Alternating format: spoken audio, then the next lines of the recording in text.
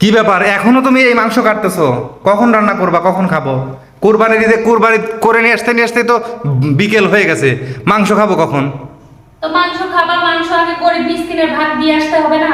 গরিব মিসকিনের ভাগ দিয়ে এসে তারপর তোমাকে রান্না করে দেবো, খেও। গরিব মিসকিনকে দেবো না পরে, আগে আমরা খেয়ে দিয়ে নেই, তারপরে গিয়ে গরিব মিসকিনকে বিলাই দিয়ে আসবো। আগে আগে গরিব মিসকিনের ভাগই দিতে হবে, নাহলে তোমার কোরবানি হবে না, বুঝছো? কি বলে আগে? নিজেরা খেতে হয় নাকি? আগে গরিব মিসকিনকে দিতে হয়।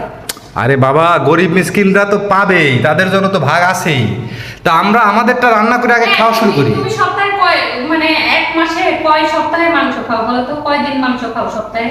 সপ্তাহে 2-3 দিন তো খাই। হ্যাঁ, তারপরেও এত মাংস খাও করতেছো কেন? একটা গরিব মানুষ, তারা যে এক বছরে মাংস খেতে পারে না, একদিন, তাদের কথা একবার ভাববা না? তাদের ভাগটা আগে তাদের পৌঁছায় দিয়ে তারপর তোমাকে রান্না করে দিচ্ছি। তুমি তো প্রায় দিনই মাংস